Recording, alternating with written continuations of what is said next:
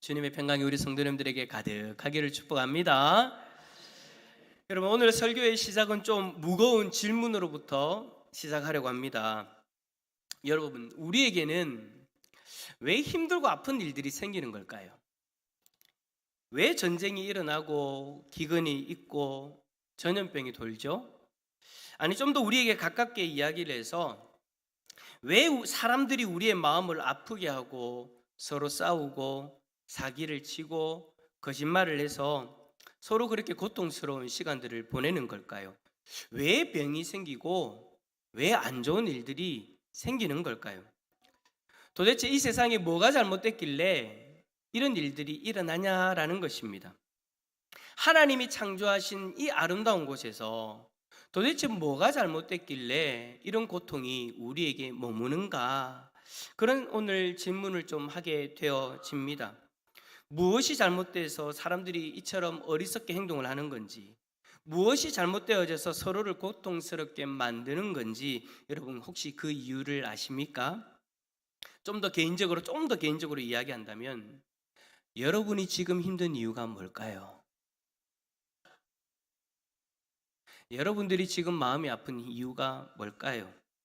어떤 이는 이 질문에 대한 답으로 자신이 운이 없어서 불운해서 생겼다, 이런 일들이 생긴다, 재수가 없어서 이런 일들이 일어난다 라고 그렇게 말을 합니다. 운이 나빠서 그렇다라는 거예요. 여러분도 혹시 지난주에 일어났던 그 힘든 일들을 단지 그냥 운이 나빠서 그렇다라고 여러분 치부해버리고 지나가신 것은 아닙니까? 아니죠. 우리의 인생은 운에 따라 좌지우지 된다, 그만큼 여러분 단순하지 않습니다. 그냥 단순하게 운이 나빠서 이런 일들이 생겼어. 근데 여러분, 운이 나빠서 생기는 그런 어려운 일들이, 힘든 일들이 계속해서 생기는데도 계속해서 그렇게 여긴다? 여러분, 그거는 아니죠. 우리의 삶이 그렇게 단순하지 않다라는 거예요. 또 어떤 이들은 이렇게 이야기합니다. 소수의 악인들 때문에 이렇다, 소수의 나쁜 사람들 때문에 우리까지 피해를 입는 거다라고 그렇게 이야기를 해요. 소수의 악한 사람들 때문에 정상적인 사람들이 고통을 당하는 것이다. 이 모든 문제의 이유를 소수의 악한 사람들에게 돌리는 거죠. 그래서 스스로는 아무 잘못이 없는 선의의 피해자다라고 그렇게 이야기를 해요. 모든 인간들의 문제의 원인이 이 극악무도한 사람들 때문이다라고 그렇게 이야기하는 거죠. 그런데 여러분, 우리가 극악무도한 사람이라고 말하는 이들도 우리와 똑같이 평범한 사람들이었다라는 거 여러분 알고 계시죠? 독일의 나치 정권을 비판하는 어느 한 책에서 저자는 어느 사진을 하나 딱 올리는데요. 아기 사진이에요. 이 사진이 아기 사진을 하나 딱 책에다가 여러분 딱 올려놓는데, 여러분 얼마나 예쁘고 평범한 아이입니까? 눈이 동글동글하이, 마치 제 어릴 때 사진을 보는 것처럼. 제 어릴 때 사진은요, 저기다가 옷이 없습니다. 너무 평범한 아기의 사진이잖아요. 너무 예쁘잖아요, 그죠? 근데 너무 예쁘고 너무 평범해 보이는 저 아이가 누구냐면 히틀러예요. 이 어린 아기가 그와 같은 인물이 될 줄 누가 알았겠습니까? 다른 여느 아기와 같이 다 똑같아 보이는데 그 아이가 그런 인물이 되어져 버리는 거예요. 여러분, 저 아이가 태어났을 때 주위의 사람들도 다 그냥 평범한 아이로 바라봤어요. 너무 이쁜 아이로 바라봤어요. 저 아이가 그렇게 되어질 줄 누가 알았겠습니까? 우리와 똑같은 평범한 아이가 히틀러와 같은 잔인무도한 사람이 되었다라는 것, 이 사실이 여러분 우리에게 주는 교훈이 뭡니까?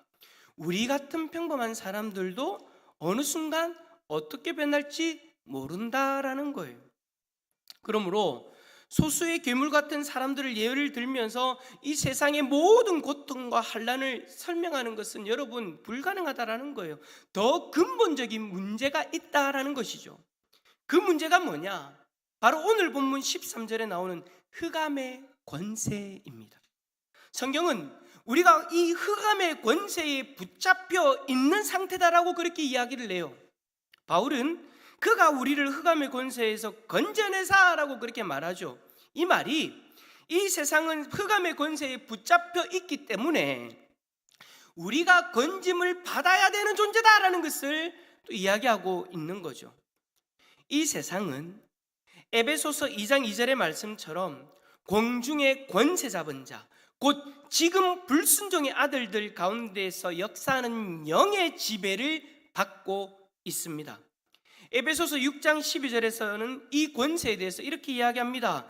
통치자들과 권세들과 이 어둠의 세상 주관자들과 하늘에 있는 악의 영들, 이 모든 표현들이 바로 흑암의 권세를 이야기하고 있는 거예요.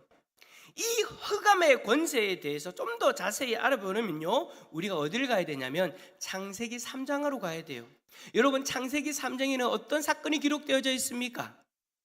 아담과 하와가 하나님 앞에 범죄한, 불순종한 그 장면을 기록하고 있죠. 이 창세기 3장에서 최초로, 성경에서는 최초로 이 권세 잡은 자가 등장을 하는 거예요. 창세기 3장에서는 아담과 하와가 마귀의 유혹에 타락하는 장면이 나옵니다. 마귀는 하와에게 하나님이 참으로 너희에게 모든 동산의 모든 나무의 열매를 먹지 말라 하더냐라고 그렇게 질문을 하죠. 이 질문을 통해서 마귀는 아담과 하와의 마음에 하나님 말씀에 대한 의심을 불어 넣어버리고 하나님 말씀에 불순종하게 만든 거예요.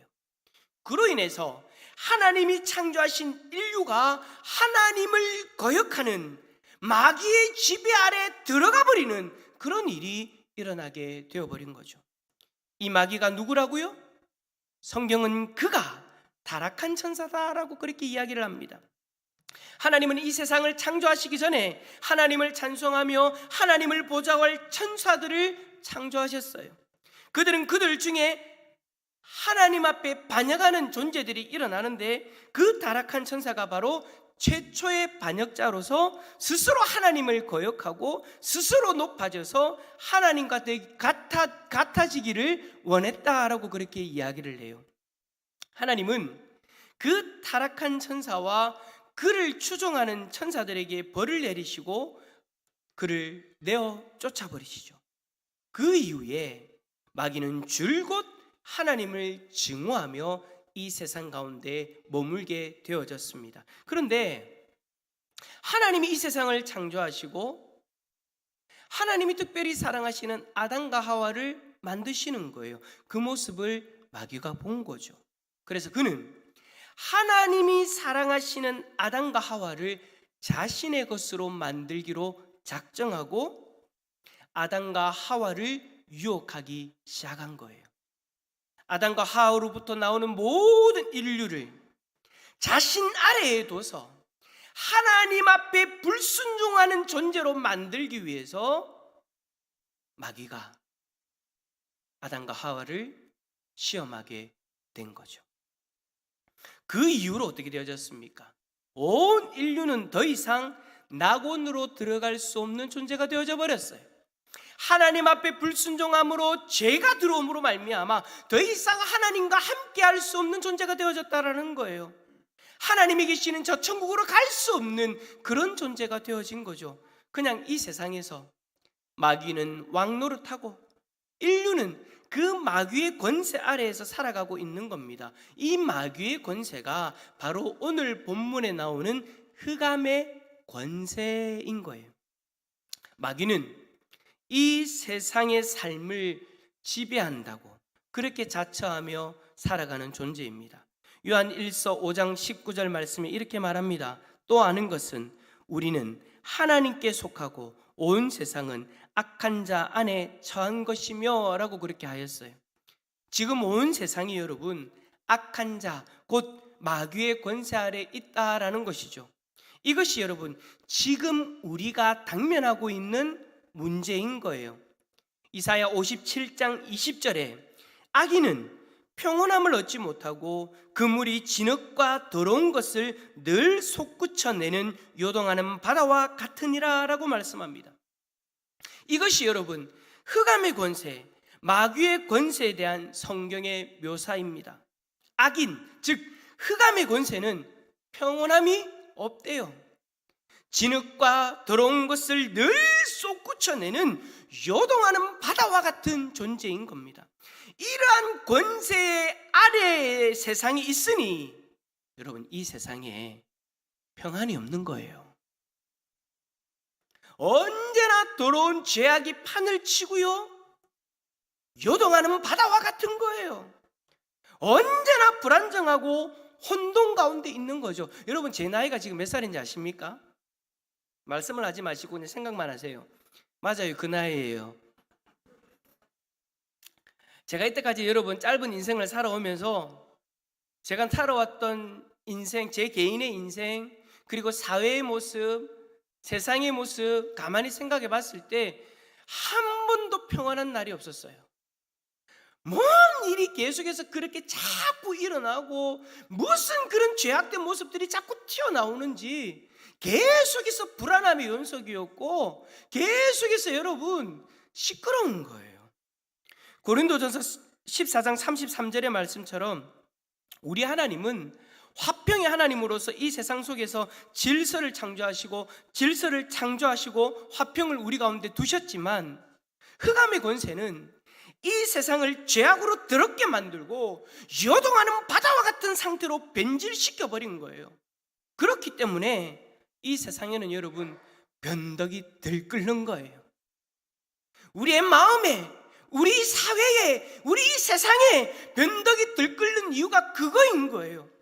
뭔가 질서가 있는 것 같은데 들어가면 질서가 딱 깨어져 있고, 평안한 것 같은데 평안하게 금방 깨어져 버리는 이 세상, 마치 요동하는 바다와 같은 그런 모습이지 않습니까?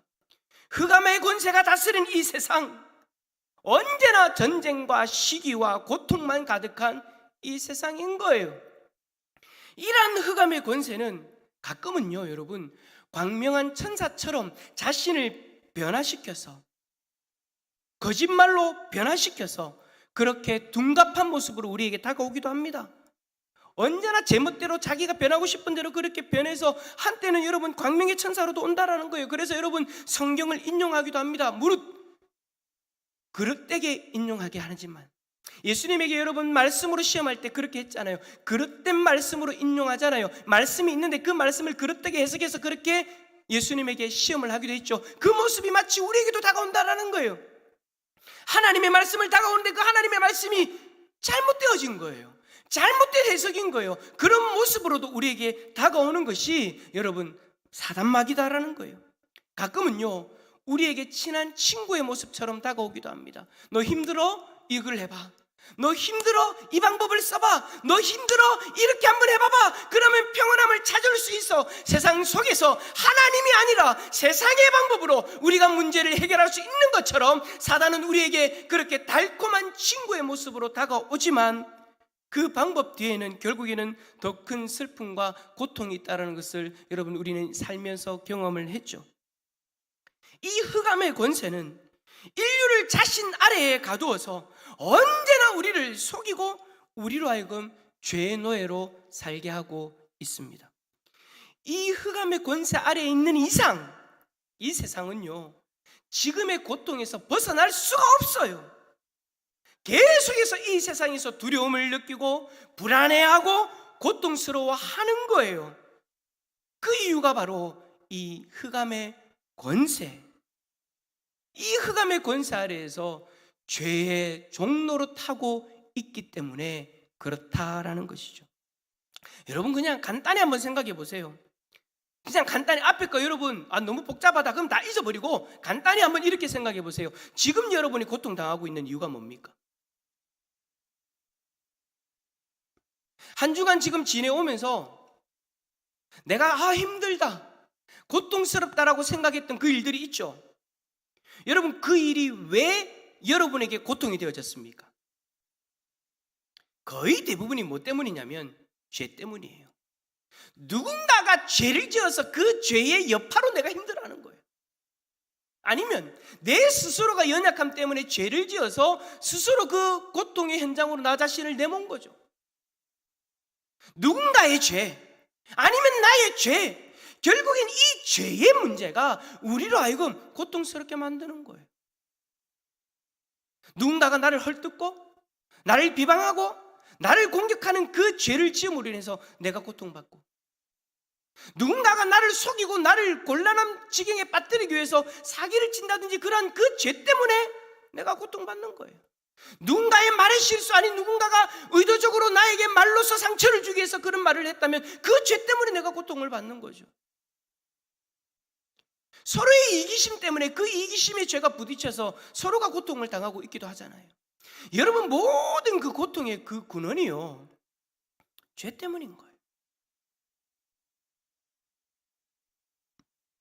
성경은 이 모든 죄의 근본이 흑암의 권세이고, 이 흑암의 권세 아래에서는 우리가 고통받을 수밖에 없다라고 그렇게 이야기를 하고 있는 거예요.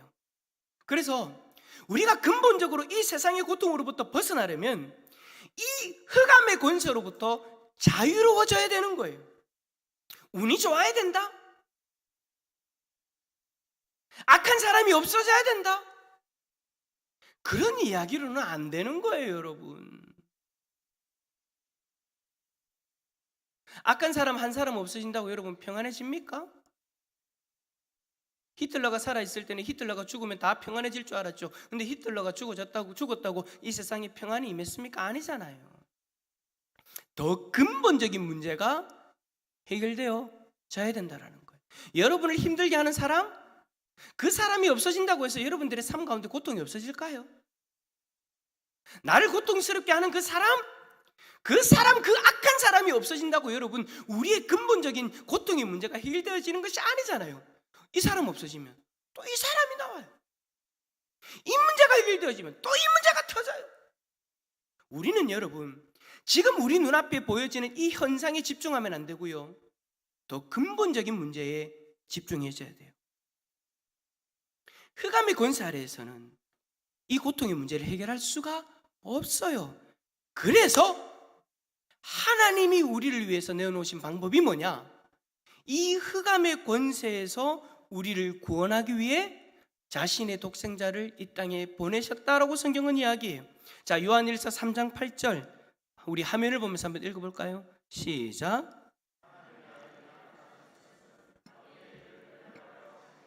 아멘. 하나님의 아들이신 예수 그리스도가 이 땅에 오신 것은 이 마귀의 일을 멸하기 위해서예요. 하나님은 자신이 사랑하는 백성들이 흑암의 권세에서 고통을 당하는 것을 두고 보고 계실 수가 없었어요. 물론 우리에게 제사 제도를 줬지만 그 제도마저도 한계가 있었죠. 하나님은 근본적으로 이 흑암의 권세에서 우리를 건져내시기 위해서 예수 그리스도를 이 땅에 보내어 주신 거예요. 여러분, 예수님이 이 땅에 계실 때의 모습들을 한번 생각해 보십시오. 흑암의 권세들이 예수 그리스도가 이 땅에 오셨을 때 그들이 어땠습니까? 흑암의 권세들이 사람들에게 악한 영향을 끼치면서 그들을 괴롭히고 있는 그 모습을 예수님이 보시고 사람들로부터 그 흑암의 권세들을 쫓아내셨죠. 그때의 흑암의 권세들은요, 찍소리 못했습니다. 예수 그리스도가 이 땅에 오셔서 우리를 괴롭게 하는 그 모든 악한 영들을 향해서 예수 그리스도가 선포하실 때에, 그들을 향해서 하나님이 말씀하실 때에, 예수님이 말씀하실 때에 그들은요 무능력하게 나가라 하면 나가야 됐습니다. 고침받으라 하면 고쳐져야 됐습니다. 흑암의 권세 아래에 있는 그 모든 것들이 예수 그리스도의 이름 앞에 벌벌벌 떨고 물러났던 거예요. 어떤 이에게는 흑암의 권세가 군대와 같은 규모로서 임하였지만 그들 또한 예수 그리스도의 권세 앞에 항복할 수밖에 없었고 나가라고 하면 나가야 되는 그런 존재들이었어요. 어떤 이의 삶을 처참하게 무너뜨리고 괴물처럼 살게 하는 능력이 그에게 있다 할지라도 그들은 예수 그리스도의 선포 앞에 도망가야만 했습니다. 흑암의 권세 아래에서 아파하고 고통스러워하는 이들은 예수 그리스도를 만남으로 고침받고 흑암의 권세에서 구원받게 되었던 거예요. 흑암의 권세도 벌벌 떨며 두려워했던 예수님이 이렇게 말씀하셨습니다. 요한복음 12장 31절과 32절. 이제 이 세상에 대한 심판이 이르렀으니 이 세상의 임금이 쫓겨나리라. 내가 땅에서 들리면 모든 사람을 내게로 이끌겠노라 하시니. 예수님은 이 말씀대로 십자가에서 자신의 생명을 우리의 죄값으로 내어주시고 부활하심으로써 우리를 세상의 임금으로부터 벗어나게 하셨고 우리를 주님께로 이끄셨습니다. 그리고 마지막 그 심판날, 주님이 들리시는 그날, 하늘에서 내려오시는 그날, 모든 흑암의 권세들은 마지막 날 심판을 받게 되어지는 거예요. 예수 그리스도가 십자가에서 죽으심으로 우리가 하나님 앞에 나아가지 못했던 더 근본적인 그 죄의 문제를 해결해 주셨어요. 자신의 핏값으로 속량하심으로 우리는 흑암의 권세를 벗어나서 살아갈 수 있는 존재가 되어진 것이죠. 할렐루야. 이제 여러분, 우리는 오늘 본문 13절의 말씀처럼 하나님의 사랑의 아들의 나라로 옮겨진 줄 믿습니다. 우리가 예수 그리스도를 믿는다면, 우리를 위해 자신의 생명을 내어주신 예수 그리스도를 영접한다면 우리는 하나님의 자녀로서 그 자녀의 나라에 살게 되어지는, 흑암의 권세로부터 구원받아 건짐받아 자녀의 나라에 살게 되어지는 그런 은혜를 누리게 되는 거죠. 이제 저와 여러분들이 예수님과 같이 천국 백성으로 살게 되어지는 거예요. 저와 여러분이 예수 그리스도를 믿는다면 이제 우리는 흑암의 권세에서 건짐받은 존재가 되어졌습니다. 이 말은 더 이상 흑암의 권세가 우리에게 영향을 미치지 못한다는 거예요. 자, 그렇다면 이제 우리에게 질문이 생깁니다. 자, 좋아요. 흑암의 권세에서 우리가 고통을 당하며 살았어요. 그런 흑암의 권세 아래에 있던 우리를 예수 그리스도가 건져 주셨어요. 그러면 우리는 지금 이 땅에서 흑암의 권세로부터의 자유함을 가지고 살아가는 존재인데, 이제 우리는 우리의 삶 가운데서 이런 질문이 생기죠. 우리가 예수 그리스도를 믿어서 흑암의 권세에서 벗어났다고 하는데 왜 아직도 우리에게 고통이 있냐라는 것입니다. 그렇죠? 이러한 질문은 여러분 정말 우리가 합당하게 할 수 있는 질문이에요. 왜 아직 우리에게 흑암의 권세 아래에 있던 그 고통이 여전히 우리에게 있는 걸까요? 성경은 이야기하잖아요. 흑암의 권세에서 우리를 지금 건졌댔잖아요. 우리의 신분 자체가 바뀌었고 우리의 정체성이 완전히 바뀌어진 거예요. 하나님 백성으로 살아가고 있는 거예요. 그럼에도 불구하고 왜 우리에게는 고통이 있죠? 그 이유는 간단합니다. 어렵지 않아요. 우리가 지금 살아가는 세상은 아직도 흑암의 권세 아래 있기 때문입니다. 나 자신은, 저와 여러분들은 예수 그리스도로 말미암아 흑암의 권세에서 건짐받아 되어진 존재이지만 우리의 육신이 거하는 이 땅은 여전히 흑암의 권세가 다스리고 있고, 우리 주위에 있는 많은 사람들도, 우리를 고통스럽게 하는 사람들도 흑암의 권세 아래 놓여져 있기 때문입니다. 그리고 건짐받은 우리조차도 여전히 이전에 우리가 살았던 그 흑암의 권세 아래 있을 때의 습관들, 삶의 모습들이 여전히 우리들 가운데 남아있기 때문에, 물론 성령으로 말미암아 이것이 조금씩 변화되어지고 있지만 여전히 우리 안에 그 죄된 모습이 습관처럼 남아있기 때문에 우리는 이 고통을 당하고 있는 거예요. 우리의 존재 자체는 바뀌어졌고 우리는 이 고통으로부터 자유할 수 있는 존재가 되어졌지만 우리가 머물고 있는 이 세상은 여전히 흑암의 권세 아래에 있기 때문인 거예요. 하지만 여러분, 확실하게 다른 것은 있어요. 확실하게 달라진 것이 있단 말이에요. 그게 뭐냐? 흑암의 권세 아래에 있을 때에는 나의 힘으로 어떻게 할 수 없는 지경이었어요. 고통이 오면 그 고통을 다 그냥 내 혼자 힘으로 감내해야 됐어요. 슬픔은 그 슬픔을 나 혼자 힘으로 그냥 감내해야 됐어요. 고통스러우면 고통스럽다고 세상의 방법들 더 하면서 계속해서 더 수렁으로 고통의 수렁으로 빠질 수밖에 없는 것이 우리들의 모습이었다라는 거죠. 근데 여러분, 달라진 것이 뭐냐? 흑암의 권세에서 건짐받아서 달라진 것이 뭐냐? 이제 여러분은 혼자가 아니다라는 거예요. 이제 여러분에게는 하나님이 함께하고 계십니다. 예수 그리스도의 이름이 여러분 안에서 여러분의 주인으로 역사하시기 때문에 하나님이 여러분과 함께 하시는 거예요. 하나님이 함께 하시면서 어떻게 합니까? 흑암의 권세가 있는 이 세상에서 살아가는 우리들과 함께 하시면서 우리를 도우시고 우리를 인도하고 계시는 줄 믿습니다. 이거는 여러분 막연한 믿음이 아니에요. 성경에 하나님께서 우리에게 주시는 말씀이에요. 함께 하시겠다라고 말씀하셨고 우리를 돕겠다라고 말씀하셨잖아요. 이전에는 경험하지 못했던 그 은혜들을 함께 하시는 하나님으로 말미암아 우리가 누리면서 이전에는 생각지도 못했던 하나님의 능력을 경험하며 살아가고 있는 거죠. 요한복음 1장 6절에 이렇게 말씀합니다. 우리가 다 그의 충만한 데서 받으니 은혜 위에 은혜로라. 예수의 사람이 되어지면 우리는 은혜 위에 은혜를 누리며 살아갈 수 있는 존재가 되어진 거예요. 지금도 우리는 예배 자리에서 하나님을 경험하고 은혜를 누리고 말씀을 대하면서 하늘의 은혜를 누리고 기도하며 찬양하며 함께 하시는 하나님을 경험하며 은혜를 누리고 살아가는 거죠.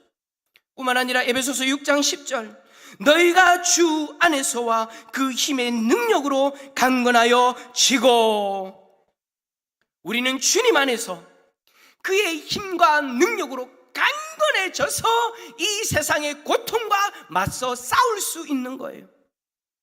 예수님을 믿었는데도 우리의 환경은 바뀌지 않고 여전히 고통이 있다, 나를 힘들게 하는 사람들은 여전히 존재한다. 여러분 좌절하지 마세요. 여러분은 이전과 같지 않습니다. 예수님이 여러분을 흑암의 권세에서 건져주셨기 때문에 여러분들은 하늘의 은혜를 누리면서 그 고통의 문제와 싸울 수 있는 힘과 능력으로 강건해졌습니다. 앞으로도 그 강건함을 누리며 살아가게 됩니다. 이 모든 일이 흑암에서 건짐받아 주 안에서 살아가는 우리에게 일어나고 있는 거예요. 우리는 저 천국에 입성할 때까지 주 안에서 계속해서 이러한 은혜를 누리고 강건한 모습으로 당당히 전진해 나아가는 거예요.